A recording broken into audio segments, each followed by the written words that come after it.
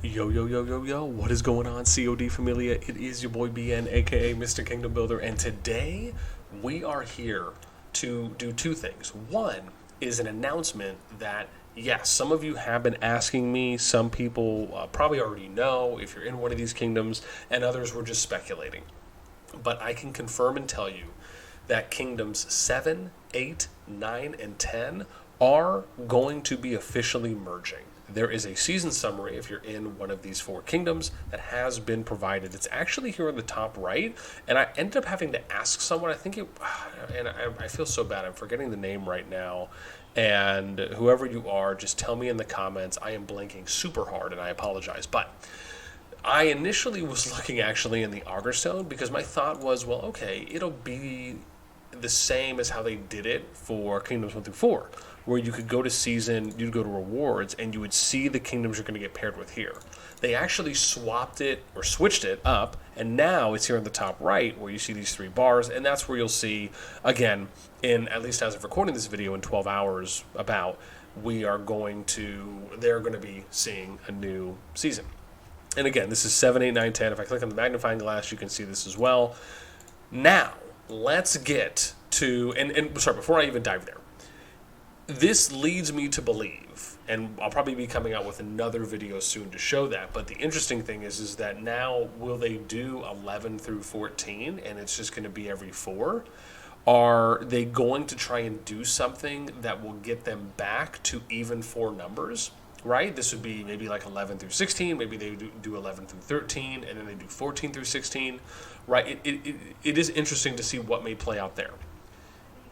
Regardless, let's get to why I'm sure most of you are here, is to talk about the top stats for these 4 kingdoms, which I am going to be showing off to you now.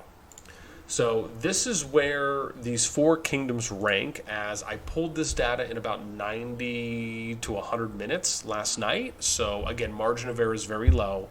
You may notice that I did remove some columns, for example, Dragon Trail, City Hall level, and RSS gathered. I'm going to try and rework back in RSS gathered before, because as I was thinking about it, I thought to myself, even though that kind of almost sounded redundant when I said that twice, but from gathering RSS, it also shows that the people who are investing, maybe the most resources, and being able to utilize those to get to higher levels. And so part of me really feels like I want to try and include that as much as I can. The City Hall levels, I just don't know if there's a lot of value there in showing that off, along with the Dragon Trail. I mean, I guess that can kind of show you those who are getting the max amount and able to maybe benefit some of their accounts that way. But to me, Dragon Trail kind of almost just does what personal power is. Like, the people that are at the top typically have a higher chance of getting max Dragon Trail. So I just don't know if it's really visually as appealing as, the other columns and other fields that we're going to be discussing today. So with that being said, let's start. So we have here for Kingdom 7 through 10, these are the rankings based on Kingdom power. So we have Kingdom 9 is the strongest right now, again, at least as of when we recorded the data, which was last night on the 16th. And they're at a little over 4 bill. You have the strongest alliance, number 7 alliance, right? So we typically gauge this off of the top 7 alliances. The idea being that you would have one alliance able to progress at minimum from each of the 7 Zone 1 regions. Then what we do is we give you a range, right? So what's the power balance, right, between 1 and 7?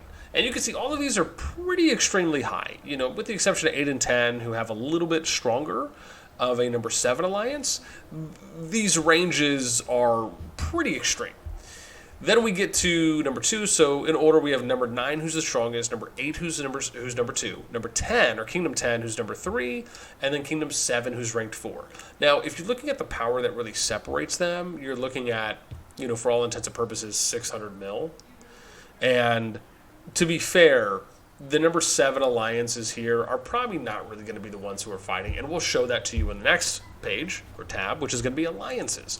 So here are the top alliances, and again, you can see here that I didn't go all the way. I only pulled 20, and that was just because I started noticing a big dip in the alliance power.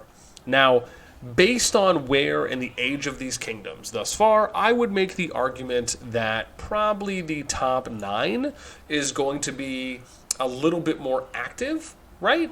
Along with, you can probably make the argument as we maybe get up to like the 7, even the 8 or the 900 mil range, probably even more so than that. But I would say at minimum, right, if you're kind of above 500 million, and that doesn't mean that like these three from 10 to 12, may not impact. I'm sure some of the players there will, but it's just the higher the power they are based on the age of these kingdoms, I would take a best guess and say this is probably going to be where it'll be a little bit more condensed, and then it may even condense more than that into maybe 2 alliances per, or even just funneling into one purely. So, and then you can see here, right, each of the top 4 alliances, which is a top from each, has, I mean, if you're looking at the range, that's what, 250, almost a little less than 260 mil that really separates these alliances. So this is actually kind of nice. I like how the gap is a little bit less. For those that watch my content, when I cover group stats and we show you these off along with when we're kind of previewing what the fights might look like going into a merged kingdom, I'm really in favor of trying to balance out the teams as much as possible, so that way you can fight for as long as possible and have great sustainable PvP that isn't just necessarily going to be one-sided or the other, right? That can be fun for some, and again, some may enjoy that approach. However, I'm of the mindset that because Call of Dragons is very different than other kingdom builders, I am valuing more strategic and tactical play in-game, rather than who can just front load the 1% all day long and just stick the top 200 players in an alliance, and if they win, that just doesn't move the needle for me, right? I want to see you out-strategize your opponents. I want to see you apply tactics, be more coordinated, be more organized than your opponents. That to me is where the value is going to be. It's never going to be, oh, well, you just have, right, the 10 strongest players and you're just, it's a big enough advantage to where you're just running through everyone else. Just as an example, right? Even though COD does have ways to mitigate that more so than other kingdom builders, that just isn't enjoyable for me to watch. So again, these are the top alliances. Now let's get to personal power. This is where it gets interesting. So personal power to me, and this is probably the most interesting tab that we're going to be seeing right now, is, at least in my opinion, you have Immortal, who arguably probably is the new #1 strongest player in the game. I'm going to have to go through and do another top stats video on that, where I'll go through all the kingdoms and essentially just look at where everyone is at the moment and then release that. And if so, Immortal, be on the lookout, man. Might be hitting you up for an interview. And obviously some of the other players too as well, right? You look at PG, right? So you got 2 people from 9, right? You got an 80 mil and a 65 mil from Kingdom 9.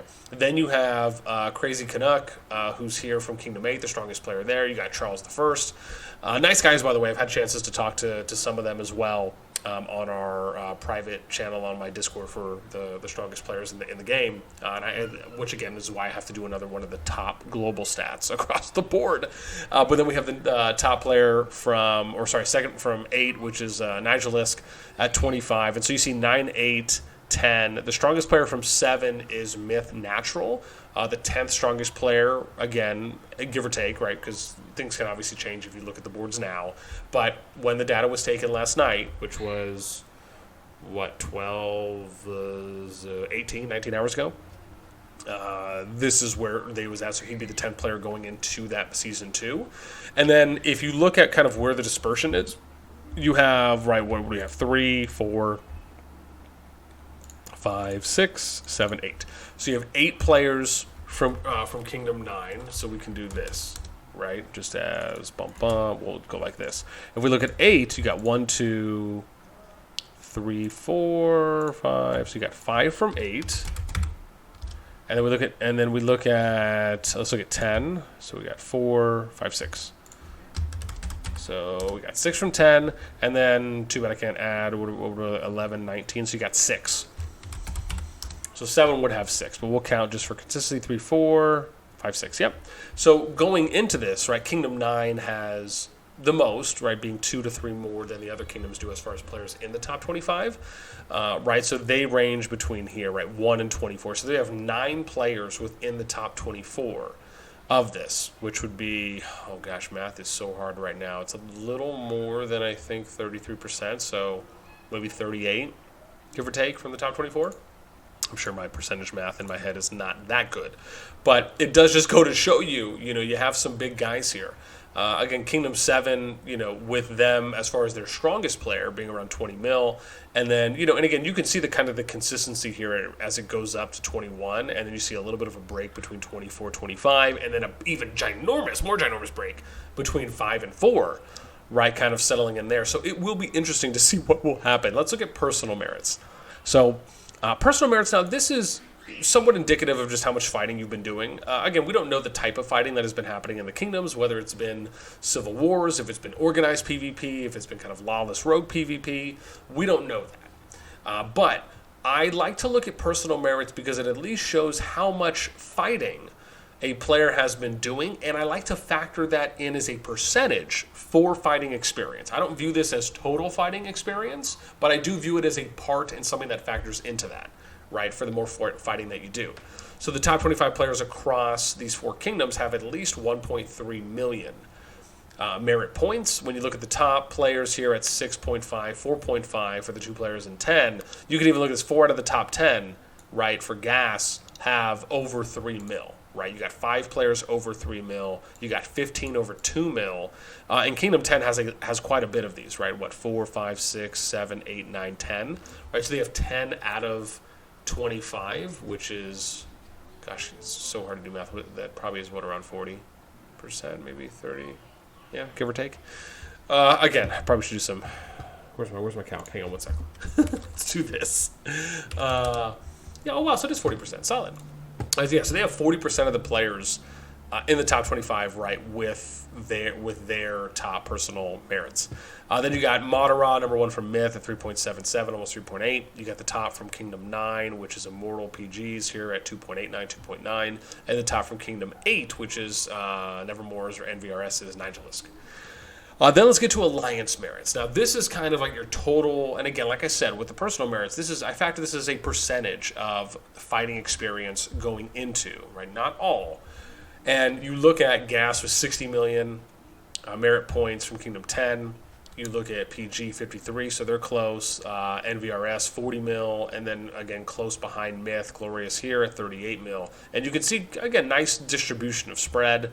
And then we look at right number 25, right lowest is at 736 mil for alliance merits. Now we get to server merits, which is what you could argue and gauge as, like we talk about, a percentage of fighting experience that goes in to that for combined alliance merits, showing you what the top 7 outlook looks like. And what we can see here is that there's a pretty good gap between 1 and 2, right? Kingdom 10 had 92 million server merits between their top 7 alliances. Their number 7 was at 1.22.